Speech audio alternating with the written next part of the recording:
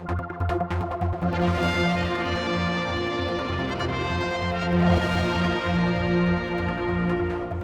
Barry Murphy is here joining us again. We are talking about the gas situation in the Isle of Man, and it's been an interesting few months, but I know we can go back a bit further, because since you're last with us, I want all that, the petition and what that did, because that seemed to have some effect, I think.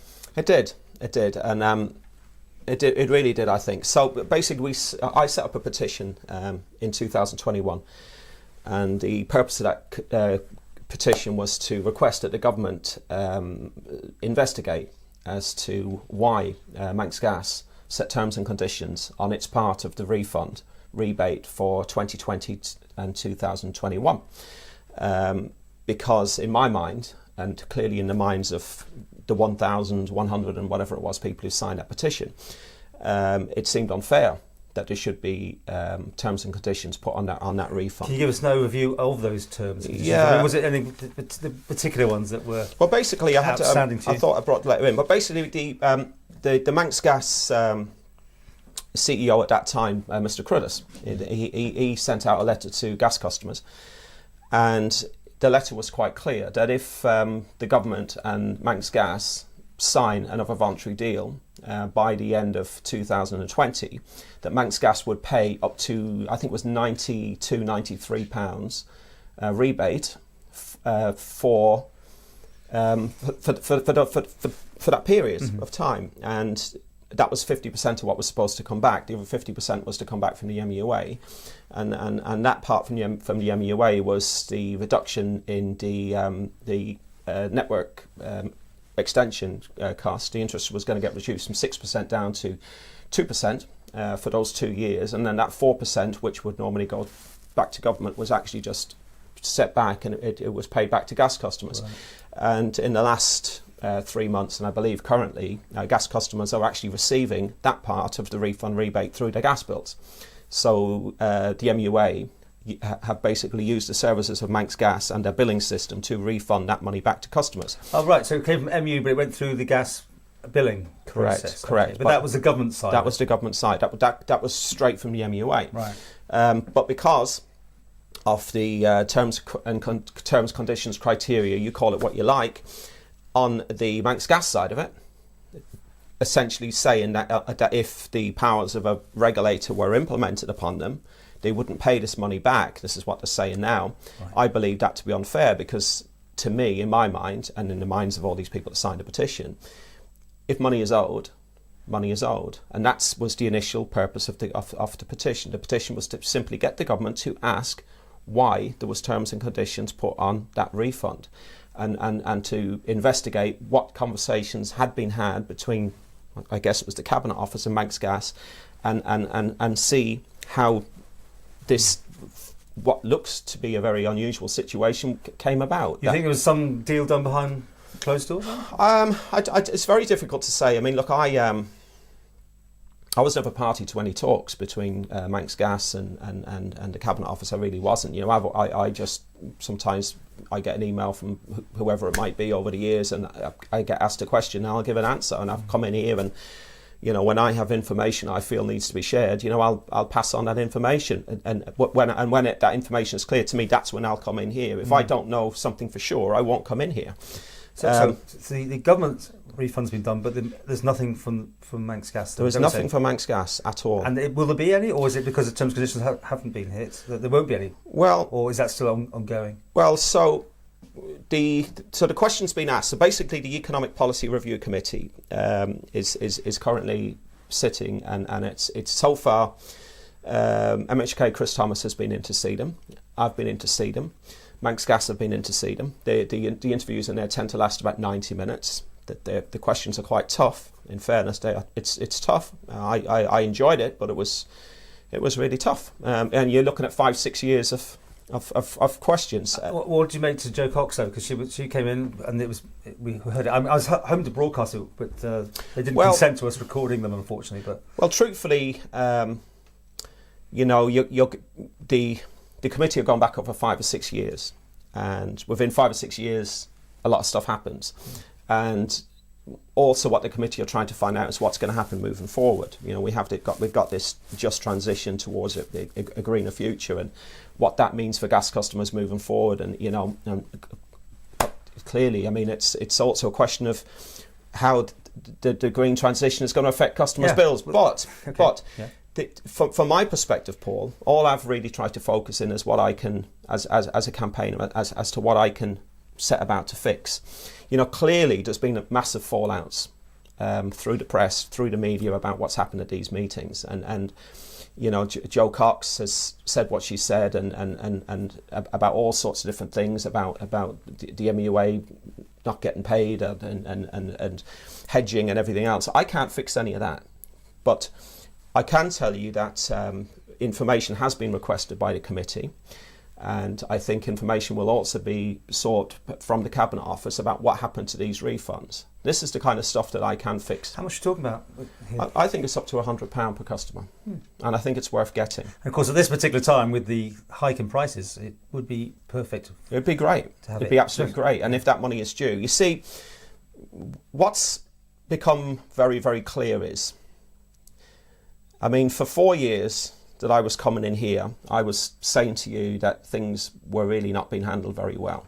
But in actual fact, looking back now, between 2015 up to the beginning of 2020, if I was coming in here saying that to you, that things weren't handled very well, what's now starting to come out is that I think things were actually handled much worse in 2020, which was the key time. So the 2015 agreement, as you know, got signed in 2015, was backdated to the beginning of 2015, and it essentially could have come to an end in 2020. It could have come to an end after 5 years. It didn't because it didn't. And we also know that the Cabinet Office and Manx Gas spent a huge amount of time trying to sign up another voluntary deal. But what is very clear is that the OFT could have set up a price review in 2020 at the beginning of. 2020, of course, was the year of all things COVID. It was the year that many government departments were sat at home and working from home and everything else. And 2020 is a bit of a strange and wonderful year. But 2020 could well be found to be the year that gas customers were actually hung out more to dry than any other previous year. And why do I say that? Because I have taken, and many politicians have taken, and I believe the Cabinet Office, everyone really who was involved in all things gas for certainly for 5 years, took the findings of the NEAR report very serious. You know, everybody did. You couldn't ignore what was in the NEAR report, because one thing the NEAR report did, it made it clear what was wrong, but it also had solutions for the future, which was very important. But the NEAR report was very clear that ROCE at that time was too high. It said that the ROCE was 9.99, and it should not be that in the future. It's not anymore, though, is it? It's not. But in 2020, when the government and Manx Gas were setting about to sign up another voluntary deal, they were talking about bringing that down to around about 6%, roughly 6%. But when those, certainly in the beginning of 2020, the OFT could have made it clear that they intended to bring that ROCE down. And towards the middle of 2020, it's very clear that they could have actually implemented Schedule 3 of the 2015 agreement, and they could have actually implemented a price review, and they could have brought that ROCE down, which then would basically have meant that the ROCE would have been much less for 2020. It probably could have been backdated into 2019, and it would have also been less for 2021, but they didn't. And the question needs to be asked as to why they didn't. Because NERA was clear, ROCE was too high. The Cabinet Office were undergoing conversations with Manx. Just make it clear, this is the money they're allowed to make as a profit, isn't it? Money they were allowed to make. It's automatic. They could make up to X amount. They could, and they were allowed to up to 2020. But the question has to be asked as to why the OFT didn't implement a price review. Because if the OFT had have implemented a price review... Well, here we go. The OFT, I mean, that's another story itself, isn't it? But they were the regulator. Yeah. It's so whether it's me and you have had many conversations about the OFT, but whatever, the OFT had a statutory duty. Their duty was to oversee the 2015 gas agreement for gas consumers. Okay. And clearly in 2020 something went horribly wrong. In 2020 the wholesale price of gas was on average 25-30p per therm. There was times in 2020 when you and I were sat at home not doing very much in lockdowns. Gas was at 13p a therm. okay, as opposed to 2021 when sometimes it went up to £4 a therm.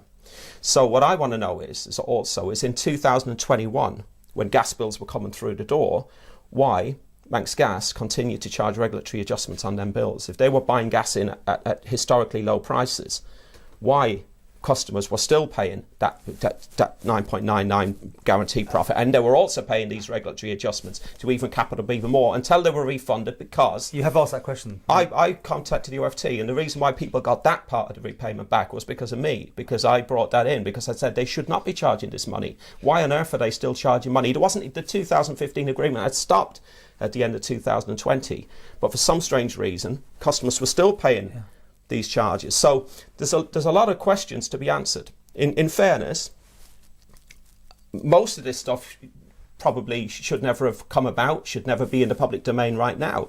It is, but that's the fault of Manx Gas. All they had to do was to pay back what they said that they owed, and they haven't. Well, clearly the company's had its issues because it hadn't been paying MU for its gas, had it? That's all come out through this freedom of information. Yeah. They're now, I understand, back on track. Yeah. Clearly, there's a massive pinch point here because they weren't making enough money to cover themselves. Yeah. So they need to pay increase on the gas. How do you feel about that? I mean, and how it's being done now? Politicians have removed themselves from it, haven't they? So in 2021, at the end of December 2020, the 2015 agreement came to an end, and then in 2021, Tynwald passed the gas pricing fixing regulations, were temporary regulations, which were to regulate the period between the end of the 2015 agreement and the start of the new regulations, which were passed by Tynwald in February, I think it was February this year. So there was basically a 13-month spell where there was temporary regulations, and what they were price fixing regulations, and it basically meant the Manx Gas couldn't up the price of gas unless their costs had gone beyond a certain level. And in fairness, those regulations were a godsend for gas customers, because in all honesty, things could have got much worse before. Manx Gas seemed to be losing money on the whole thing. Because they hadn't hedged. They said themselves not enough anyway. Well, there's a lot of things. And by the way, Jo Cox, I know she watches these things, and you were going to do some more stuff with this. You have done in the past, and clearly, I always want two sides to a story. Yeah. So please, Manx Gas, come anytime you want to come and see me about this. Yeah. But sorry, carry on. I don't want to say and that's exactly what happens. So gas customers now are we can't ignore the price of electricity customers either. I'm standing here as the admin of a utility customers working group now. So electricity's gone through the roof, oil has gone through the roof. Where are we going with it, Barry? What can be done? What's your vision of getting this thing? Sorry, I know you want this rebate, but I mean the prices are now so high anyway. Yeah. Things have got completely hotty. They are, and Manx Gas have to. Well, they're allowed to make a profit on what they do. It's a job, right? Yeah. So the first thing we need to do, the first thing that I'm not sure of, but I hope to get clarified, is what power this committee have. If the committee come down on our side and then they decide that gas customers should have got money, that's the first thing that should be done. Okay. Manx Gas should pay that money back. But they not have it, of course. You have to remember that's a job, isn't it? Well, see, I mean, I don't understand. This is what I don't understand, and this is just sort of lay talk between me and you right now, because I've no facts, figures, evidence to back anything up.